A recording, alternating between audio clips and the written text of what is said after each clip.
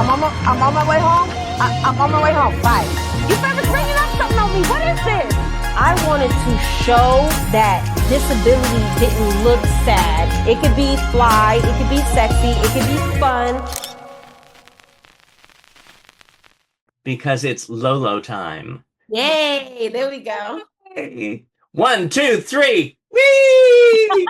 Everybody's here. Let's go. Party.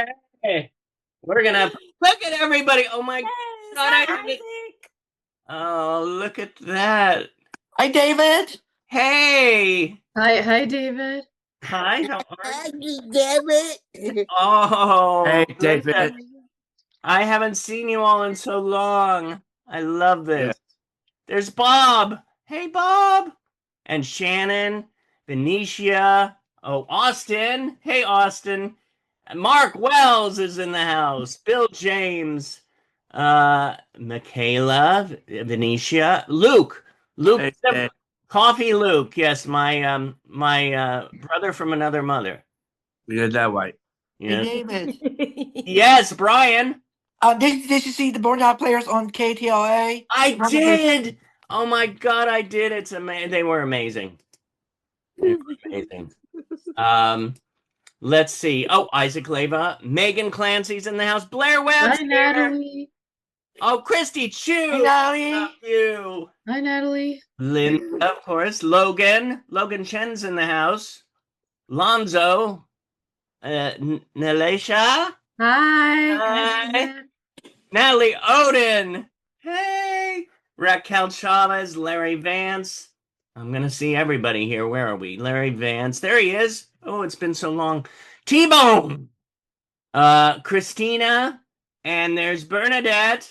Hey. Hi, Bernadette. Hi, Melissa.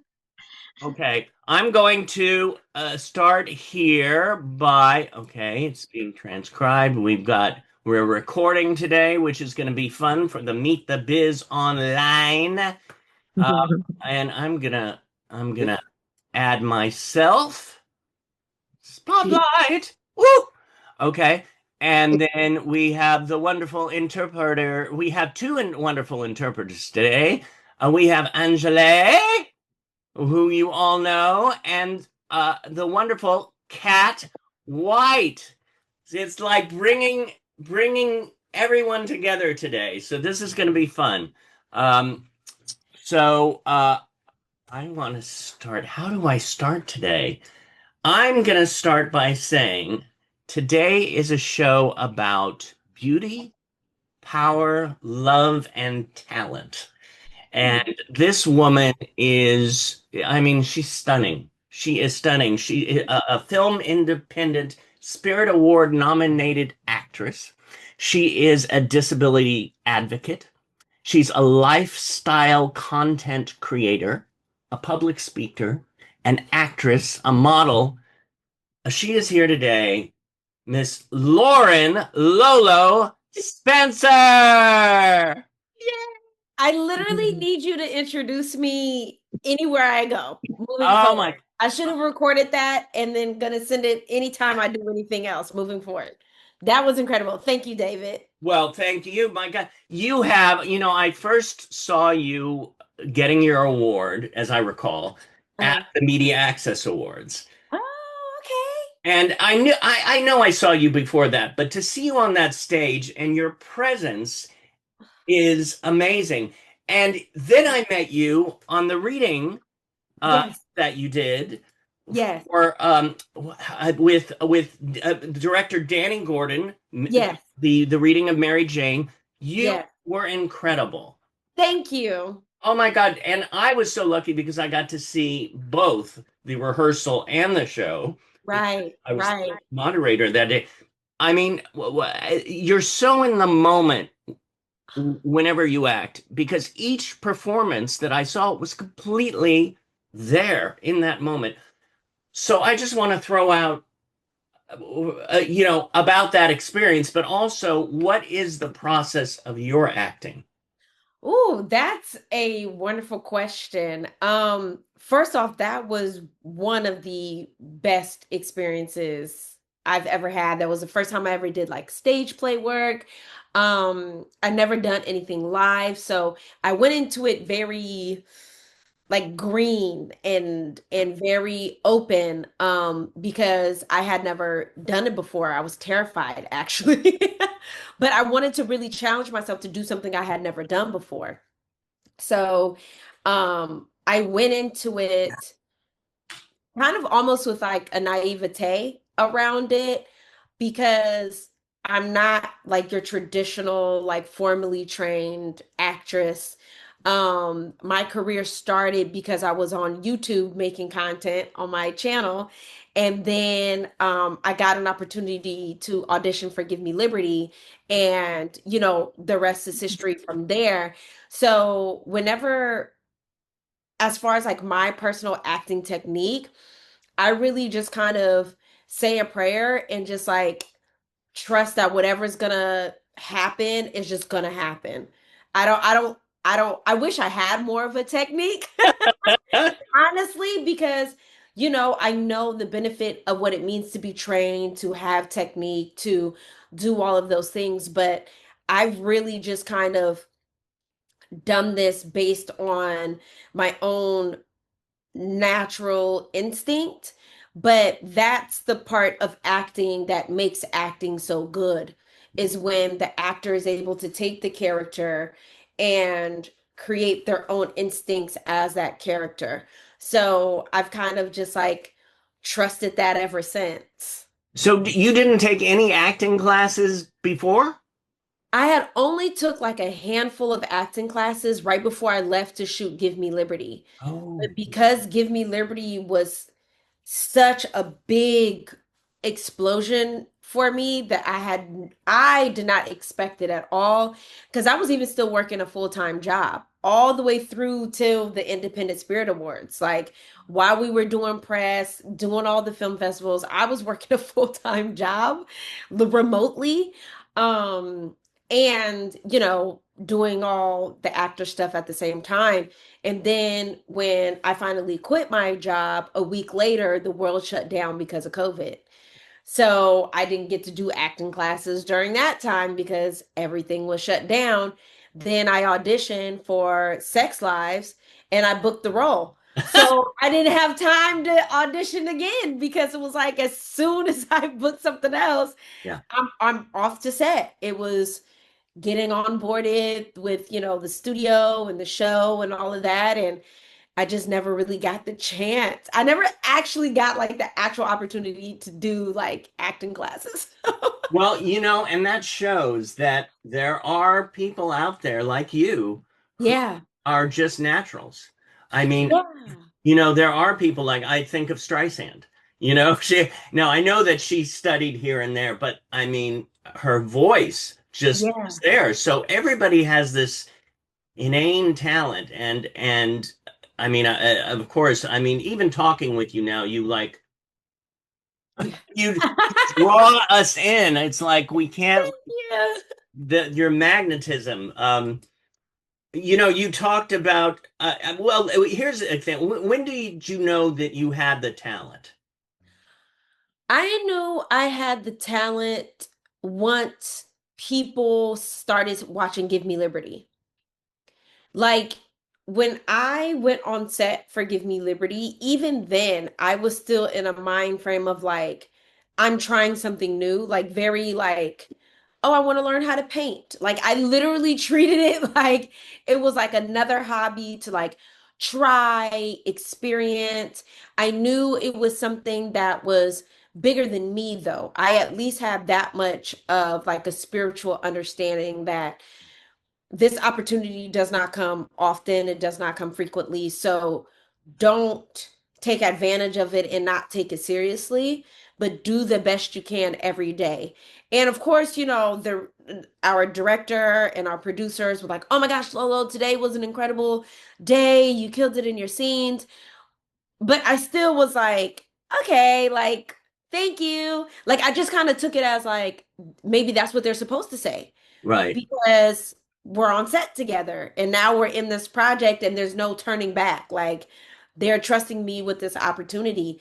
So once people started watching it at Sundance and then stopped me in the streets at Sundance, was like, "Oh my God, I just saw your film. You were incredible." That's when I was like, "Oh wow.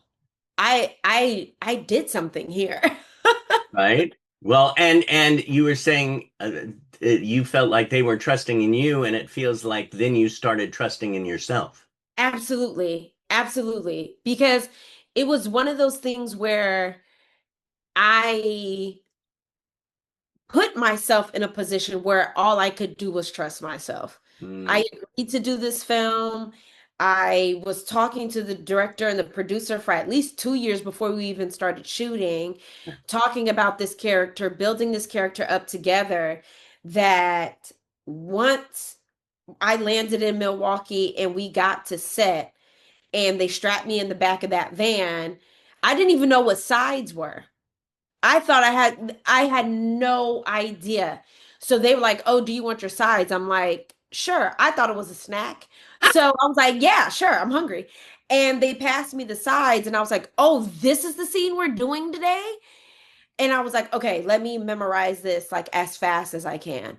And I was in the back, like literally as sound is putting on the mic, and I'm like trying wait, to remember it. you hadn't gotten this scene beforehand? That was the first time? Yeah, it was I got in the script, Yeah. but I thought I had to memorize the script. I didn't know that I could take it scene by scene. Like my agent told me, but I was still like, well, I want to be extra prepared. And I tried to memorize. So I didn't know that that was the exact scene Right. that we were doing that day until we were in the back of the van. And then I just said, "Okay, whatever's supposed to happen is going to happen, and there's nothing I can do about it." And I went in every day just like that. Like all I could do was my best. You took the river, so to speak. Yeah, literally, I had no choice. I felt responsible. Like if I do a crappy job, one, I'll never get hired again. And two, these people that I've grown to love over the years preparing for this film, their project doesn't get off the ground. Just so I took on that responsibility like internally of like, it's on me to do my best because I want to do great for them. Yeah. Now, how did you hear about the audition? Did you mention that? So I, at the time, had an agent, Gail Williamson, and I met, Gail? I love Gail. In fact, she's the pretty much the reason I'm here. Oh, I love that. I love Gail. Gail is the reason why I have an acting career. So Right? I was working with Gail during my YouTube days. I was introduced to her through my stylist, Stephanie Thomas. And Stephanie was like, "You're doing really well on YouTube. It's probably time to get an agent." Right. So I met Gail. And for almost, I want to say like a year, Gail and I did not speak because nothing came up. And then she called me randomly and was like, "Hey Lolo, there's an audition that came across my desk. They're looking specifically for a young Black woman who's a wheelchair user. Would you want to audition?" Right. And at the time, if I'm not mistaken, I was either the only one or one of a handful of Black women actresses in wheelchairs who was on her roster. Right. So I kind of felt like almost responsible to have to audition because I'm like, well, I'm the only one she's got. So I auditioned and I did my self tape. They asked me to do it again. I did it again. And then I met with the director, and that's how it happened. And that's history, as they say. Yeah. Yeah. Actually, herstory. Yes, exactly. Um, oh my God. I feel like I'm just hanging out with you and I'm, drinking my little ginger beer and There we go. and ready to hang out with friends here. Yes. What is it? I would, Jocelyn, the role of Jocelyn in Yeah. Sex Lives of College Girls. Tell us about your character and how that developed. So Jocelyn was really developed based on my own personal experiences being in college. I will say the things that the way that I like to do it is I'm like, okay, what do I personally know from my own experience that I feel like is in line with the way um, production sees this character being? So I so I started there and I was like, okay, what about Jocelyn do I relate to? And I was like, well, in college, I was partying like nobody's business. I had all of my friends. My dorm was the dorm everyone went to Hmm. for the parties during the week, on the weekends. It was so wild that I didn't even lock my door because I was getting too exhausted having to boost myself up off of my bed, get in my wheelchair, and open the door. So I just kept it unlocked. So my friends could just come in and out. I was the only one that had a computer, Did you ever sleep? kind of. My I God. mean, after a few drinks that night, I had no choice. I passed out. So Right.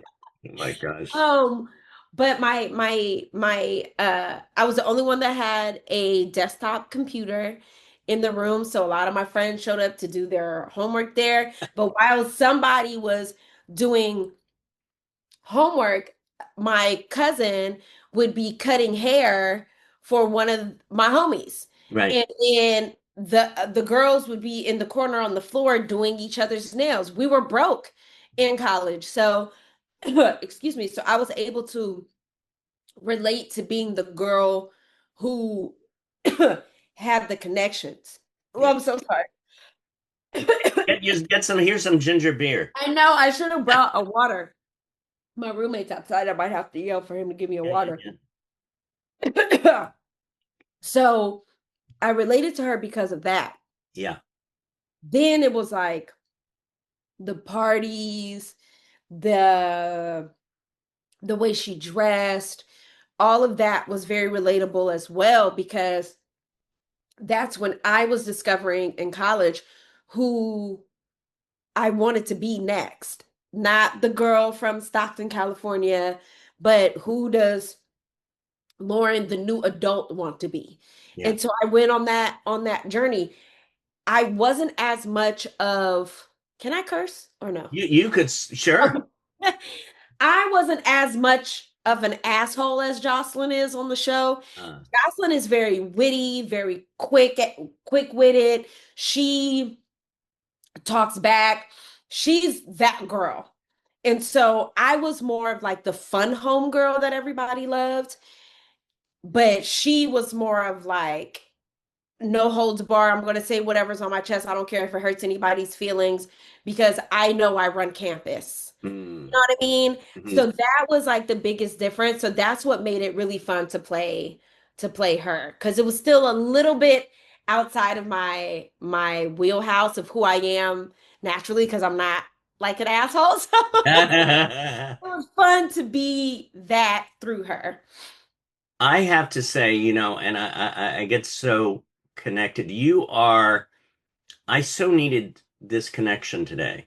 Yeah. Of all that's going on in the world and Mhm. all and I'm right now up in the San Francisco Bay Area with Mama, who's turning 100 next year. Oh my gosh, congratulations to Mama. I know. So just with all the craziness going on in the world Yeah. right now, you have brought me back to where we need to be, where you are Yeah. and where we are at this moment, all of us in this event. So thank you for your core, your truthfulness, Absolutely. and just your being. And you mentioned what's it? You mentioned something that made me think. You mentioned your wheelchair, and Yes. some people might not know Yeah. that you have the wheelchair, and you have, beside being an actress and a model, and that you're a disability advocate. What spurred that? So the real answer is I was working full time at my job that I was at during my Give Me Liberty days. At this particular moment in my life, I had a different supervisor at this job. Yeah. She and I just didn't quite get along the best. I'll put it like that. Mhm. And so she pulled me into her office one day, and the way I interpreted the conversation was I was on the verge of getting fired. And I left the office that day furious because this woman who has no idea what it's like to live my life as a disabled person is threatening me, threatening my livelihood Mm. of potentially going back on government disability aid. I live in Los Angeles, so there is no amount of money the government will ever give to be enough to live in LA comfortably.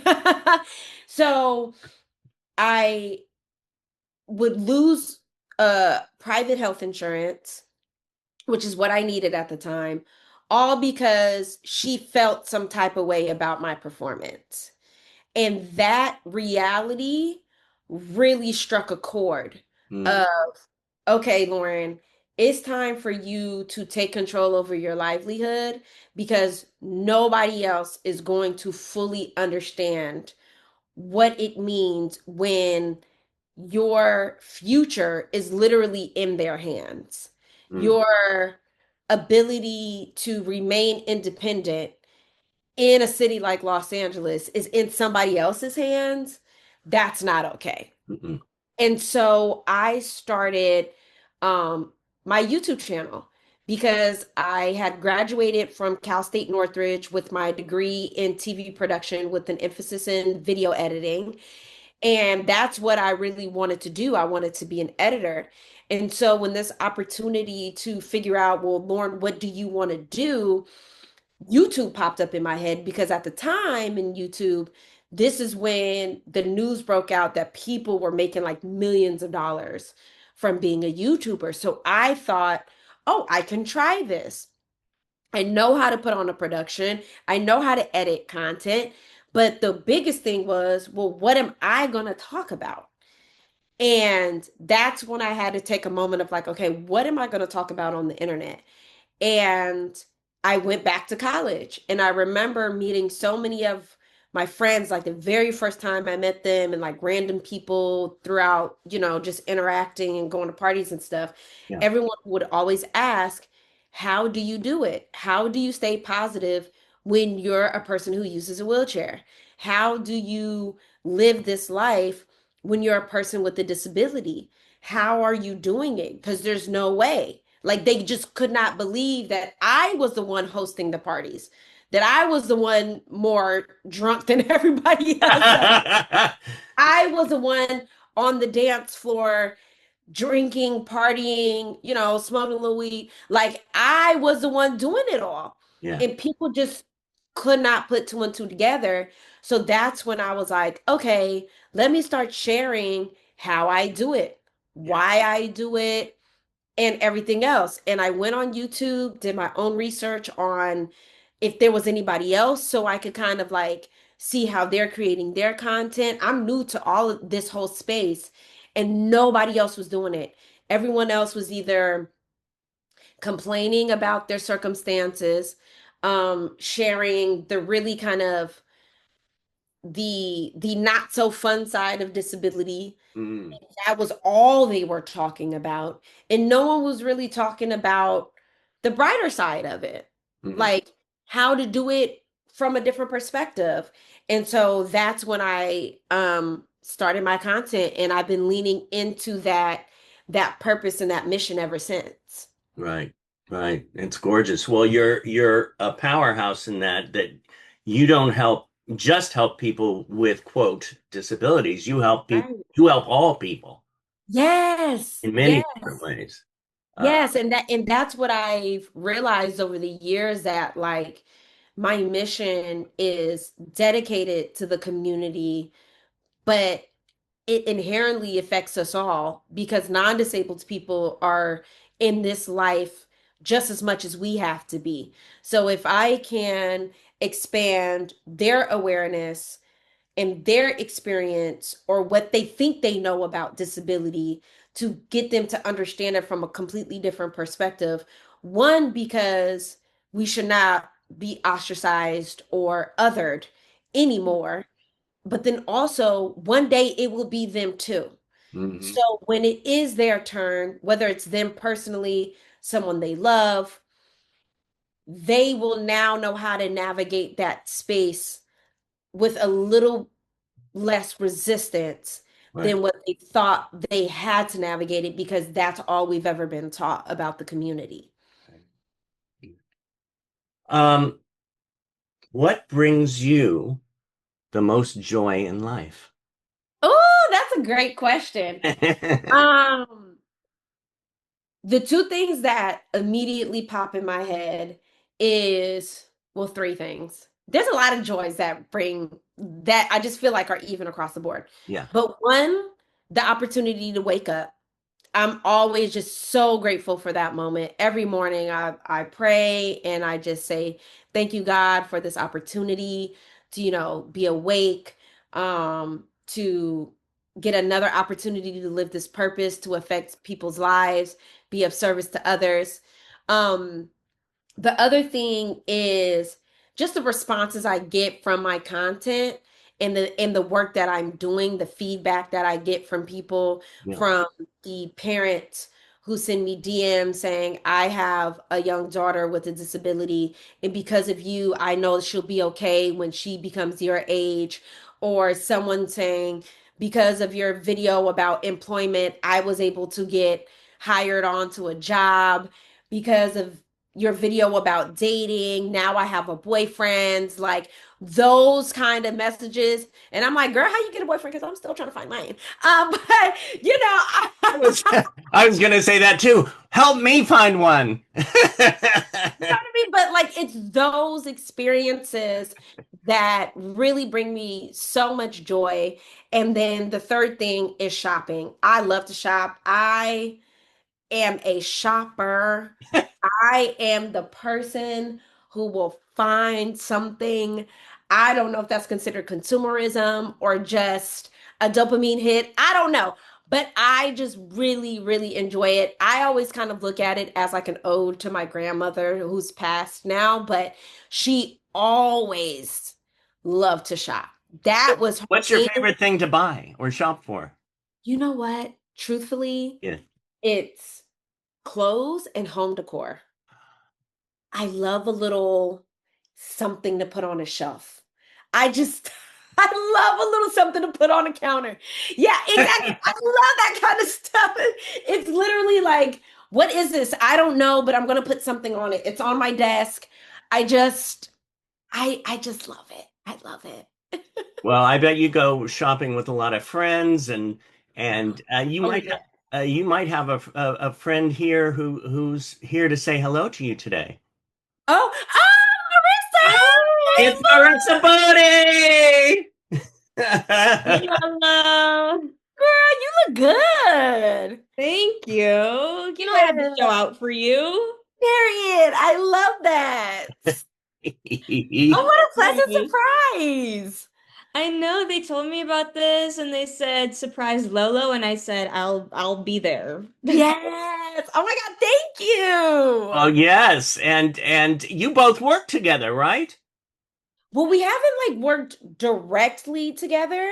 But I did audition for the role that she is the In best fit for. yeah. Oh my God. Yeah. And we also did a thing for Variety like a Oh, that's right. We did do the variety. That's right. yeah. That's where we met in person for the first time. Yes. I Like saw that. I saw that where you guys were together there on the road. Yes, yes. No, when you said work together, I thought you meant like on a project. Oh So God. that's my bad. But yes, me and Marissa did do the variety conversation, and that was a lot of fun too. that was great. And like genuinely like I first of all I have been following you for years prior to Wicked. Oh my Um God. So that was just like really cool to one, of course, like meet you in person, but like truly like everything that you had to say during that conversation. I was like, she worded that so well, and also like truly adding so much to this conversation surrounding disability in this industry. Yes, thank you, Boo. No, you really had a lot of great things to share, and the way you are really setting the tone moving forward for disabled actors and talent in entertainment, like, please, girl, keep wearing that crown. Uh, Please keep wearing it. You are killing it. well, I And have. I tell you that off camera too. Uh, So I need people to know, like, me and Marissa have had conversations and we've hung out like at a mutual friend's birthday, and I tell her that all the time. So yeah. Well, when Marissa came in, Marissa did an interview a little while ago, and there were several people, a few people that she mentioned, and your name was up there. Oh, I love So that. Thank you, Boo. You're so great. I love it, and I'm so excited, Marissa, for Wicked, Wicked for Good. Yeah, me too. Me too. They released like one of the posters today for the second part. So that's really exciting. So it's scary how fast it's approaching, almost like it's truly like right around the corner, but I'm ready. I'm excited. You're well, we're all ready for you. Oh my Period. God. I have to, like I mentioned before, Wicked is one of my favorite movies of all time. So I'm I'm sure the next one's gonna be in there too. Yes. Fingers crossed. Oh, well. I know you have to go because you've got a busy schedule, but I have one person who wanted to ask a question actually, and since you're on, maybe you could both answer it. We have the wonderful Blair Webb here today, so I'm going to add Blair to ask the question. Hey, Blair. Hi, David. Oh my God. This is so cool. This is an amazing opportunity to talk to you. Lauren. Thank you. Wow.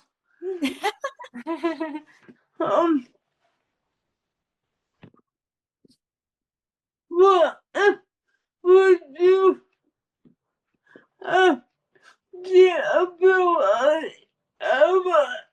What can we do as disability advocates to try and get more, to try and get more disabled people of color to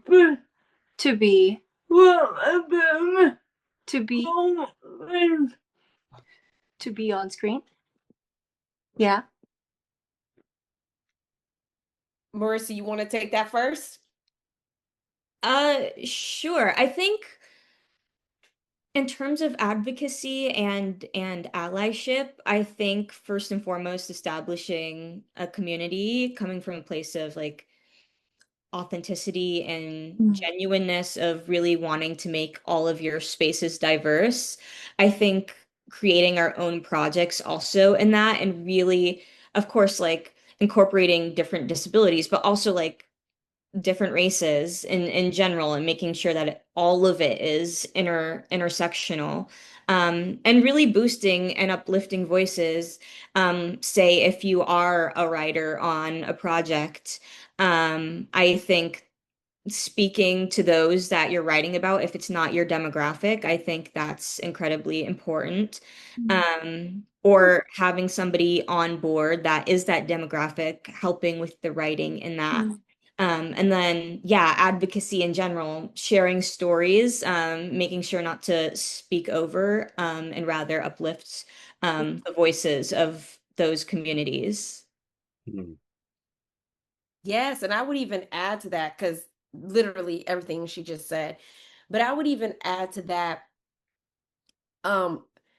if wanting to support more people of color to be in these spaces, it's about advocating even when it's not just Black History Month or when something happens in the public or some unfortunate injustice, and then that's when everyone wants to say something. It's a 24/7 365 support. It's about connecting with the people that you know and saying, hey, have you thought about this character as maybe casting them as a Black woman or a Latina or whoever, like just someone else that they didn't expect. Because most writers are going to write from their own personal experiences. So if they don't have that natural connection with communities of color, then they're not inherently going to think of us in these roles. So it's about calling them out and saying, hey, think about it in a different way. And again, like Marissa was saying, supporting out loud and proudly that not only did you like this project, but I appreciate that the character that you cast was not only a person with a disability, but a person of color with a disability. Because the studios, productions, casting directors, they're all following us on social media and they're all paying attention to everyone's feedback and comments. So they go off of trends, they go off of numbers, and they go off of dollars. So if communities start supporting who we want to see in these roles, then they're inevitable going to have to comply. Thank you so much. Of course. Thank you, Blair. Good to see you. Thank you, Blair. Thank you. Thank you. So this is like I said earlier to Lolo, this is just a perfect, I just needed this so much today because I haven't done one of these in a while, and just to connect with everybody here in this lovely, crazy world that we're in right now is very healing to me. So thank you all, and thank you, Marissa, for coming on today. It means so many people. I'm gonna FaceTime you, girl, after this. I know. I was like, we need to do more outside of just like events and stuff. Yes, absolutely. I'm literally gonna text you once I'm done. Please do. Yeah. Okay, boo. Okay. Well, have a good trip with the Wicked tour. Yeah. Thank you. Thank you. Bye. Thank you. Thank you. Bye. That was so great. I was not expecting that. That was a very pleasant surprise. Thank you. Of course. My pleasure. Well, that's what Meet the Biz is about sometimes. We like to do surprise. Love that. Love that. I mean, I have so many different questions to ask you. I know we're not going to even get through them all today. But I know that I mean, you were in Styles 50 Women Making the World a Better Place. You were one of them. And let me tell you again, your soul, your smile just exudes and does that for people. If someone would ask, how can I make the world a better place? What would you tell them? Oh, that's a wonderful question. Well, the first thing I would say is understand that making the world a better place doesn't have to happen at some grand scale. If you are just genuinely a good person and a good person to others, you're just as nice to your boss as you are the bagger at the grocery store, as the waiter at the restaurant, as you are to your mom or a loved one, that's already making the world a better place, because you have no idea how those simple kindness moments can really change people's days and their moods and their energies. But if you are a person that wants to change the world at a grander scale, be aware of what that looks like for you and why. Really ask yourself why, because it is a big responsibility. Like, I even have my moments where I still doubt myself. I'm not really sure if I'm equipped to share, some piece of advice or whatever. And it can take a toll. It could genuinely take a toll. So understand that it is a large responsibility, but if you're really being called to do something, figure out what it is that you're being called to do. Because whatever it is, it's going to be done in your unique way. Don't do it because I'm doing it or Marissa's doing it or whoever else is doing it. Do it because it's truly something you feel like you want to do. And keep asking yourself, well, how do I want to show up? How do I want to make the world a better place? Do I want to partner with nonprofits? Do I want to make content? Do I want to volunteer on the weekends? Do I want to go to my local, babysitters or something, talk to the kids and read books to the kids? Do I want to go to my local library? Like, what does that look like for me? And whatever comes natural to you that you really feel like there's no resistance in it, when you do it, it just brings you joy, whether you're getting paid or not, then that's the thing that you should go full steam ahead with. I think it's Lauren Lolo Spencer for president. I have to I say. don't want to run this country. My own country before I do that. Yeah. Oh my gosh. Oh my gosh. I want to go back to acting for a second because we went to modeling, we went to friendship, we went to, a disability advocate. I want to go back to one of your latest films, Bob Trevino Likes It. Yeah. How was it working on that film? And John Leguizamo was on that, right? Yes, John Leguizamo is truly a legend. Oh, he's amazing. Like, he's incredible. He is one of the coolest. Like, he is full blown New Yorker. Like, he is him through and through. He's the most humble guy, the chillest man. Like, literally, when I knew I was doing a film with John, I've always known John to be a legend, but I never really known how much work he had done. So I went on IMDb. This man had been working since, I want to say, 87 or 88. Every single year. There was only like 2 gaps in time where it showed like he didn't work on a project for like a couple of years. Yeah. Every single year since 88, 87, something around that time. Yeah. And I was like, oh my gosh, this is a man with a legacy. This is a man who is talented. He's incredible. He's everything. So being able to be in the presence of him, I felt like on a grander scheme was the universe saying, you're ready for this next level in your career. You're ready to work with these kind of people, be on set with these people. And the story was such a heartfelt story based on the life of our director, Tracy Lehman. And Tracy is an incredible woman through and through, inside and out. We have lunch together whenever she's in town. Like, she is such an incredible person and she deserves the world's and all the success, truly. And so to be a part of a film, just like a little independent engine that could kind of style film, and someone of his caliber being there and giving his all just as much as I was, or Barbie was, or French. French is a legend. Rachel is a legend. To see everyone go this hard, knowing the kind of resume that they have for this film, was really inspiring to witness up close and personal. And then to get all the feedback of how everyone has felt since watching it has been a true joy as well. Yeah. Well, it really is a wonderful film. And Yeah.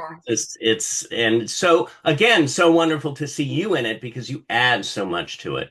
Yeah, that's what I was hoping for. So I'm glad that I was able to be a part of it. Well, and I mean, in a way, I mean, it's so interesting. I mean, you are such a push girl. Yes. Shout out to the legendary Push Girls. Yes. Right? Like the push girl herself, Miss Angela Rockwood is in the house. I'm obsessed. Hi, boo. Hey, Mama, how are you? How are you, gorgeous? Surprise, Girl. surprise. You know, just you know me. I'm always just gonna be living life, doing the best I can every day. We literally just had lunch like a couple of months ago. So Yeah. I'm just like obsessed with this right now. How long have you known, the two of you known each other? Oh my God, years. Yeah. Because we met Lolo, on, babe, did we meet? Did we actually meet through stuff? yes, we met through Steph on set for that photo shoot, Yeah. which ironically was the very first photo shoot I had ever done. Really? Mm-hmm. No, I didn't know that, babe. Yeah, and you were serious? there. Yeah, we met Stephanie Thompson, Thomas. who's a trailblazer herself, Yeah. and she asked us to join her crew, and she had this amazing photo shoot and breaking boundaries back then, and Lolo was on set and everything. And yeah, I remember we were kicking it in the green room in the back, just chilling, chatting it up. And then after that, we clicked. But you know what, babe? I'm gonna take it back to further back. Okay. I was at Universal Studios and you were in some rinky-dinky chair. Your friends are pushing you around, and you're like, Angela, Angela. I just heard someone calling my name. I didn't know who it was. And my friend that I was hanging with was like, some girl in a chair is calling you. And I'm like, huh? What? And I'm like, who's calling me? And I turn and I look, and it was you. And I didn't know you then. Yeah. And you're so sweet and so like, hey, like, and I'm just like, hi. And I still was kind of like, you know, when people say hi to you, you're just like, hi. I know, but God, I hope that God doesn't think I'm like, you know, stuck up or whatever, because I was kind of like, who is this woman calling? You're like, hi, you're all, because Lolo just has this energy, okay? She's like, hey, she's like friends with everyone. And I'm just like, who is this person? But that was, I think that was the first encounter with you. Oh my gosh. Yeah. I love that. Yeah. And the first time that I really connected with Lolo, I went up to her, and for a moment, I felt the presence of Auntie.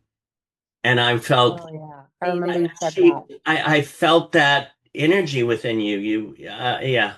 So Don't make me cry, David. I'm just, I tell you what, it's something about Lolo that I love from day one until this day, with everything that she's been doing, and I'm just so proud of her. But Lolo, she is the real. I always talk about putting the real back into reality, but Lolo is real. She is the real deal, down to earth, such a big heart, and she says it like it is. Yeah. And if you're ready for the truth, she will tell you the truth. Yes. Yeah. So that's one thing I love about Lolo. Oh, thank you, Ange. And there's not a lot of people in the industry, in our community, that can be real like that, just to tell you straight up. But she definitely is true, genuine, and one of a kind. And like Auntie broke the mold. So I could tell you that. Thank you. Thank Yes, you, Mama. That's Yes. that's so beautiful. This is I'm overwhelmed, David. I did not expect this. well, I was gonna be talking to people. like I said, the family is hanging out. I love this so much. Thank you, Ange. You doing good, girl? I'm doing well, yeah. Don't mind me. I'm like sitting up. My caregiver came. I'm like, you got to get me up. I got to throw some paint on. I got to say hi to my girl. And so, yeah. So, hi, everyone. Hey, Good everyone. morning. Right. I have a question, and then we have I think RANJANI Reyes in a minute will want to ask a question of both of you, because I know you have to run too, Ange. But the question I have for both of you is, and comes from that place when people feel that hope is gone, what do you tell them? I'll let Ange. She's the OG. Oh, She's the spiritual OG. She knows everything. Go ahead, boo. Can you repeat the question, please, David? Yes. People sometimes feel that hope is gone. What would you tell them when they say, I have no more hope. I have no more, yeah, I feel empty. You know what? I believe in the light. First of all, I believe in God. So there's always light at the end of the tunnel. And for me, that I learned something from my mom. When you're at your darkest, darkest depth of the bowels of hell, whatever you want to call it, whatever you want to label it as, my mom taught me that there's the pendulum that swings. And if that pendulum swings all the way to the negative, like so dark and so deep, and like you think you're not going to get out of it, that hope for me is when that pendulum is going to swing back to the other side. And whatever it is that I'm going through that is so dark that I feel that I can't help it, I can't get out of it. The hope for me is me thinking, okay, I am going to get out of this because this pendulum is going to swing back the other way and it's going to be brighter than ever. And sometimes when it's so deep and so dark, Lolo and I were talking about this actually when we were meeting up, because I was telling her how when you're about to do something so huge, so grandioso, the devil tries to come in and attack. And it happens every time. Like even when I was trying to do my show, to any kind of project or anything, it's like you get sick or you break a bone or just something gets thrown into your path and you're like, oh, and it stops you, it paralyzes you literally. But you have to look at it and know that nothing is permanent. It's only temporary. So knowing that and understanding that, that keeps the hope alive within you. And you understand that that pendulum will swing back. And no matter what I'm going through, if it's so bad, I just know deep down inside, oh, it's going to be good. It's going to be good when it swings back. So that's how I keep hope alive within myself.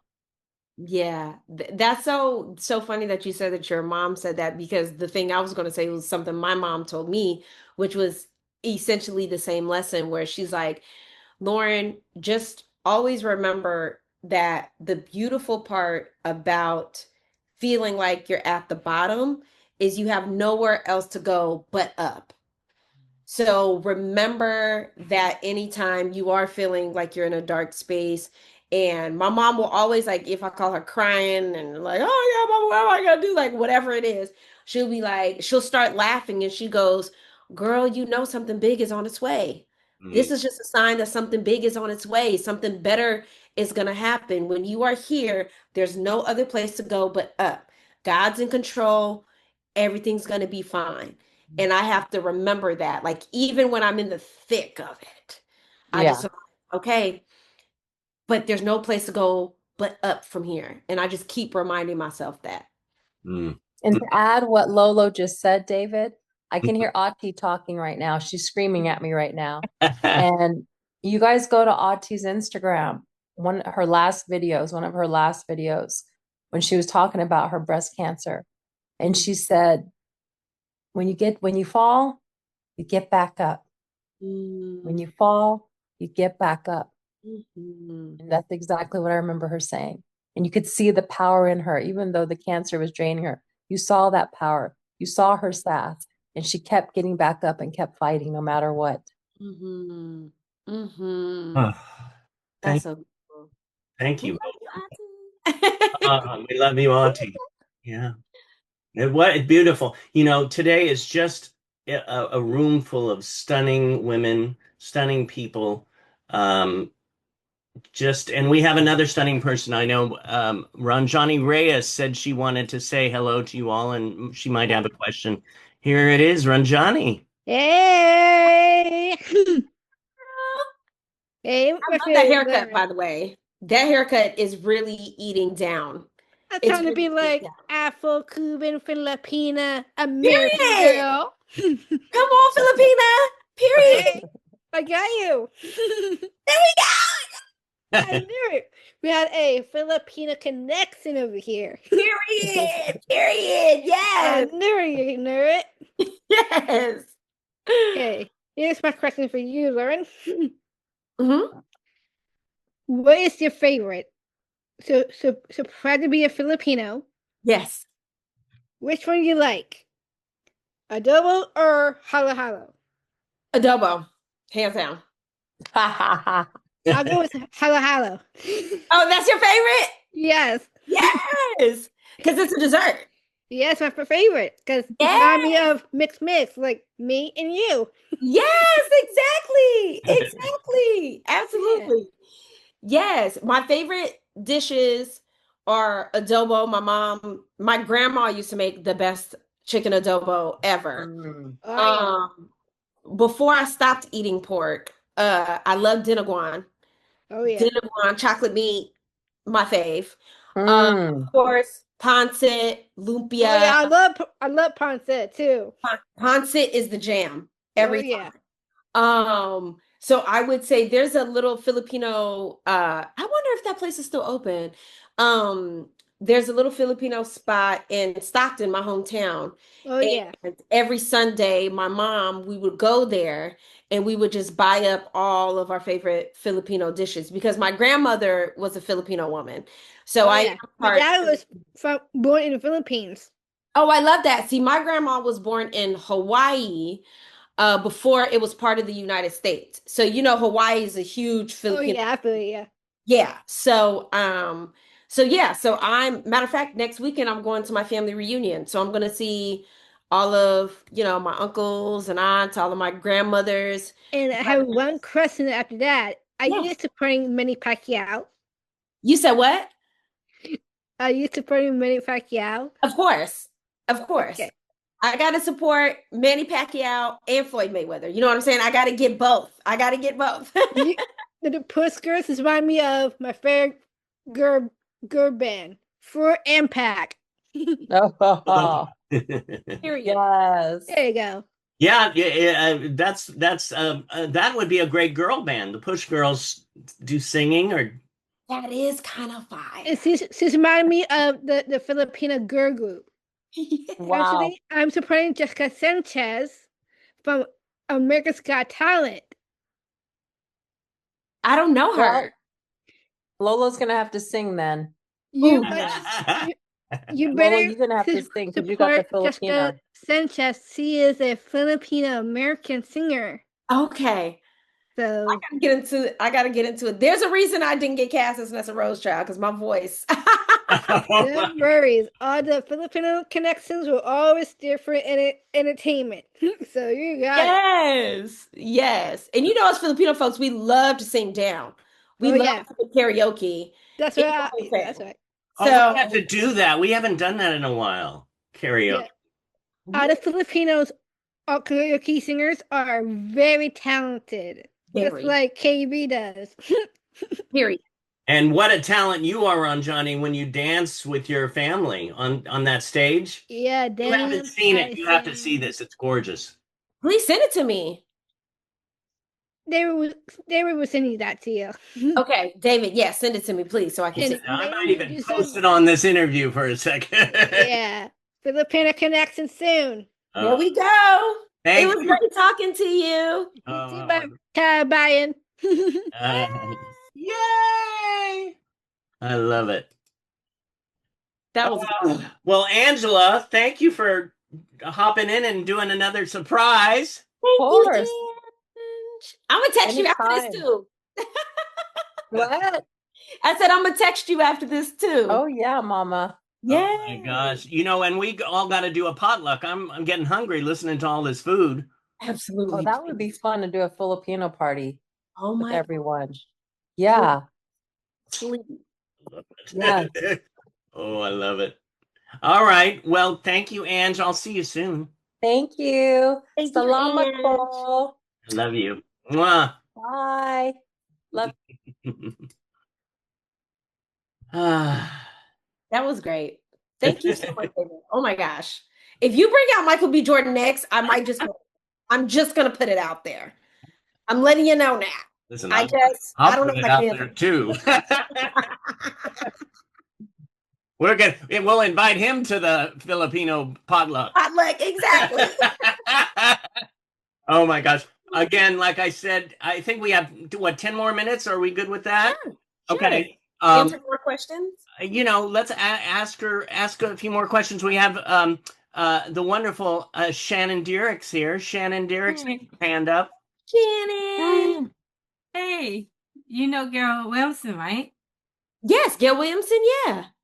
In 2015, I was in the news with Gail Williamson. What? What you do? What y'all do? We were at Special Olympics. Oh, I love that. Oh, that's amazing. You know the Olympics are coming back to LA in a couple of years. Wow. Mm-hmm. It's gonna be a good time. I can't wait. Yeah. Love it. Thank you. Oh, yeah, wonderful. Thank you, Shannon. Thank you, Shannon. I love it. So sometimes it's that connection, you know, and you have that such a beautiful vibe here. Let's see. We have Brian is raising his hand here. Let's see, Brian. Here's Brian. What's up, Brian? Hi. Hey. I have a question for my friend NILASHA, who's amazing actress. She's amazing. Would you be able to promote your culture like Sri Lanka? She's a very good role model of her culture, Sri Lanka. Can you go about doing that? Like for my friend NILASHA to be able to be a good role model for her culture, Sri Lanka. Hello. Hi, how are you? I'm good. How are you? I'm great. So you're asking exactly what's happening? One more time? My friend NILASHA, she would like to be a good role model for people like Sri Lanka culture. Got it. How can you be a good role model for like my friend NILASHA, who wants to be a good role model for her culture, Sri Lankan culture? Yes.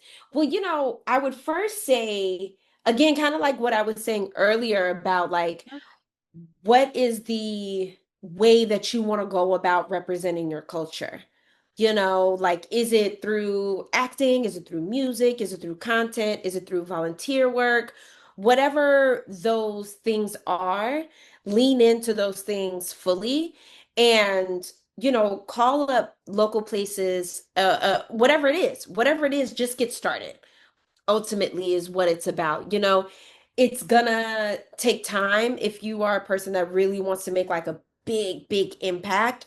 Those kinds of things take time, but the more that you're in whatever industry or space that you want to be in to represent who you are, your culture, how you show up in the world, the more practice you're going to be able to have. And little things will start happening where you're like, oh, actually, I want to try that now. Oh, maybe I should try sharing who I am through this avenue or in this way. And let me connect with other people within my culture who are doing the same things as me. How can we build community amongst ourselves and, grow whatever it is that your goal is. But whatever it is, it's definitely possible. You just got to get started. Don't overthink it. If you overthink it, it'll be too much. What's so great about you too, Lolo? I mean, you've written a book. You have your web series. You're an actress. You're a model. So you do so many things. How do you balance that? You know what? That's a wonderful question. I just take in whatever opportunity comes at any particular time and I go for it. Very similar to like the way I started acting. I had no real experience. I didn't do the classes. I just went in head first and was like, this is an opportunity. Let me at least try and see if I like it. That's always been my thing is let me try something to like it. I don't know if it's a good thing or a bad thing, but I really don't put like that much thought into anything that I do or choose to do. I just really embrace that it's here and I just go for it. So try it all. That's what I'm saying. Whatever it is, try it all. And as long as it's not really providing like too much resistance where you feel like you're forcing yourself to do something that doesn't feel right, I always go with my gut and my intuition. Like, does this even feel right to do? If it doesn't feel right, don't do it. I don't care how much money. I just passed up on an opportunity to be in a commercial, but the brand was one of the brands that pulled back their DEI program after, Trump got back into office. And I've been protesting against this brand ever since, but I got an opportunity to be in a commercial. And as much as I could use the financial support right now, I still said no because it just did not align with my values. It did not align with my gut and who I am as a person. And I just have to trust that whatever is truly meant for me will be something that I don't have to compromise who I am in order to get it. And so I would just say that to you as you're trying to navigate what this might look like for you, that you keep that in mind as well. Wonderful. Yes. Thank you, NILASHA. Thank you, Brian. Thank you both. Oh, we could keep on going for hours. We'll have one more question from the audience. Oh, I see like Raquel and Larry Vance, and let's bring them all at the same time. Both at the same time. We can rapid fire. I'll keep my answers short. So let's see. Yeah. We'll add Raquel and we'll add Larry Vance. Here we go. Okay. Oh my God. Oh my God. Oh my God. I'm so happy. Oh my God. You're so sweet. Stop it. Hi. Hi. Hi, Larry. How are you? I'm great. How are you? I'm good. Love it. I love your movie. I love your movie in color purple. And I am the biggest. Oh my gosh, I'm so excited. I'm so happy. I love this. He loved the movie. He loved the movies you're in and the movies you're not in. Exactly. Listen, because Color Purple is legendary. So I love that as well. I do too. I love you. Oh. Thank you. I love you too, boo. Larry, I think that's what Larry came here to say, right, Larry? That you love Lolo. Yes. Thank you, Larry. I appreciate you so much. Larry, thank you for that love. Oh my God! Now Raquel. Hi, I had a question. Yes. What is the most like to be a modeling or be an actress? Oh, that's a wonderful question. Oh, you know what? Honestly, if I could be honest, I love them both equally, but for different reasons, right? So I love acting because to be able to like pretend to be a character is always really fun. You get to do like wardrobe and all the different things, and you really get to impact people through performance, where modeling is the same thing. But I love it because what a still image as a model, what that does for representation, what that does for how people are able to see themselves when they see themselves in you, how that really impacts people is so powerful. So I honestly love doing both. And if I could be honest, I do like modeling because it's usually only one day. But acting, it's like it could be weeks at a time. And I love it the entire time. Don't get it twisted. I love it the entire time. But modeling is really fun because you go in, you have fun, you get to move your body, you feel like the most beautiful person in the world because you're all dolled up. And you know that there is someone capturing you in a way that sometimes you don't even see yourself. And being able to be reminded of that impact is so special. So I love both. I love both. Thank you. Thank you. Of course. Raquel. Thank you, Raquel. Oh, how wonderful. I mean, thank you, Lolo, for being here. I have one last question to ask, which and it's interesting, I just put up Corey's picture here. Corey Allen was like the grandfather I never met. And we were friends for years. I was his assistant and he was my acting coach. And he would always ask this question at the beginning of the class to start off the class and put it in the work. And the question is so universal. It's what do you want the most at this moment in your life? Oh, that's a wonderful question. What do I want the most at this moment in my life? Ooh, I would say I want to fully be in my greatness and build from that place. I've done a lot of things out of, like I've been saying this whole time, out of curiosity, instinct, gut, and all of those like really fun ways.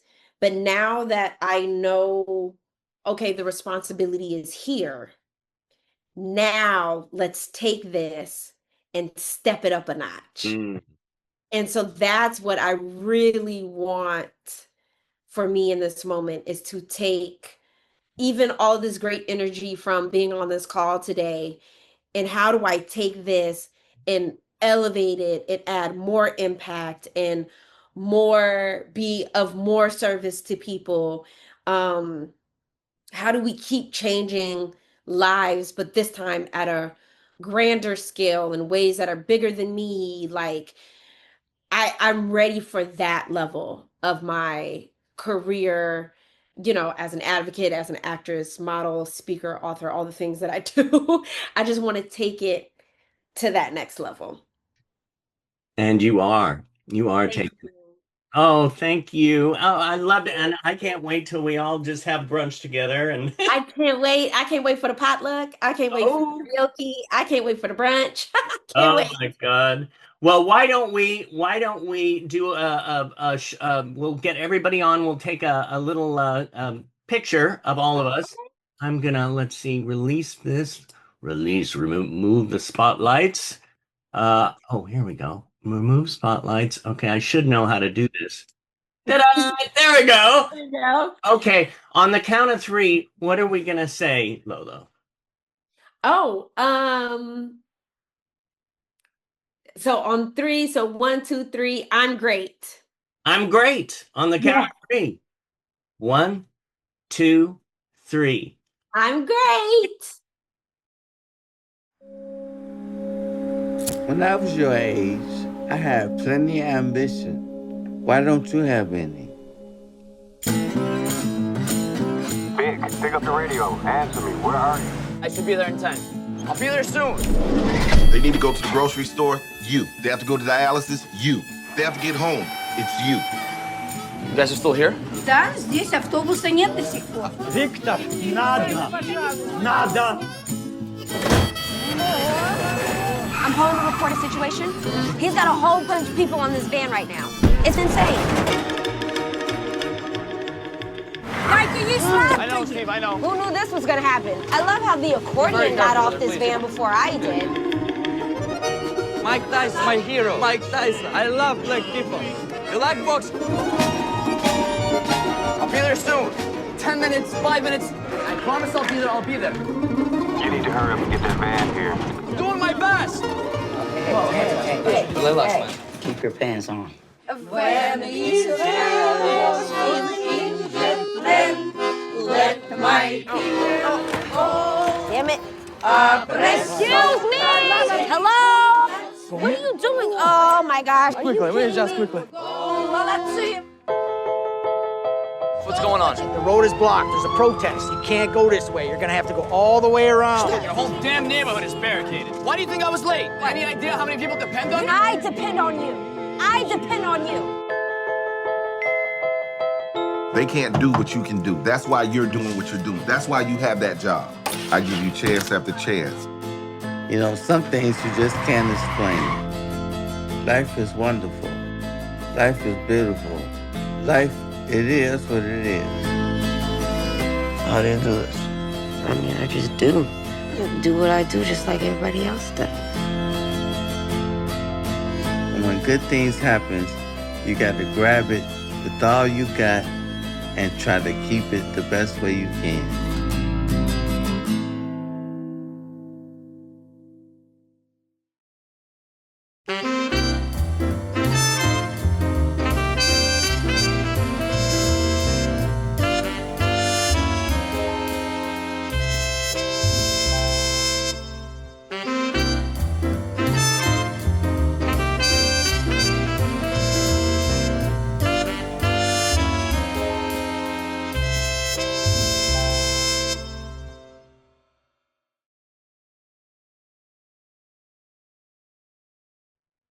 Lolo Spencer, everyone.